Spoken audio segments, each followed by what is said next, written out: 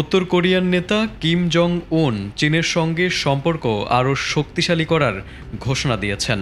সেই সাথে মার্কিন প্রেসিডেন্ট ডোনাল্ড ট্রাম্পকে দিয়েছেন কড়া বার্তা।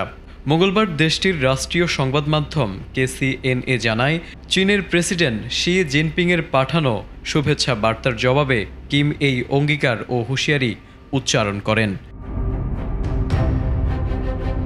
কিম জানান, চলতি মাসের শুরুতে বেইজিং সফরের সময় তিনি চীনের সমর্থন স্পষ্টভাবে অনুভব করেছেন।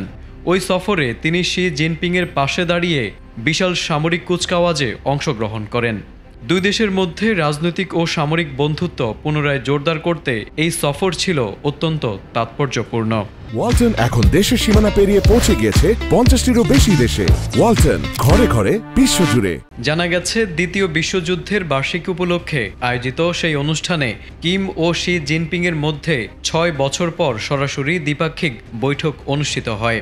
বিশেষজ্ঞদের মতে, উত্তর কোরিয়ার প্রধান মিত্র ও অর্থনৈতিক ভরসার স্থল চীনের সঙ্গে এই ঘনিষ্ঠতা ভবিষ্যতের ভূ রাজনীতিতে বড় ধরনের প্রভাব ফেলতে পারে। এদিকে যুক্তরাষ্ট্রকে কিম জং উন স্পষ্ট বার্তা দিয়ে বলেন, পারমাণবিক অস্ত্র ত্যাগের বিষয়ে আলোচনা সম্ভব হলেও শুধুমাত্র নিষেধাজ্ঞা তুলে নেওয়ার বিনিময়ে তিনি তার অস্ত্র ভাণ্ডার কখনোই বিসর্জন দেবে না।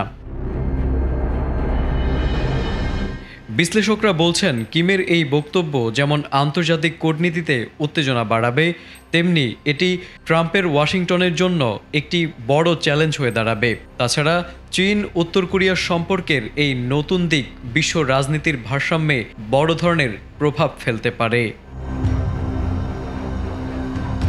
Desk report, ATN Bangla.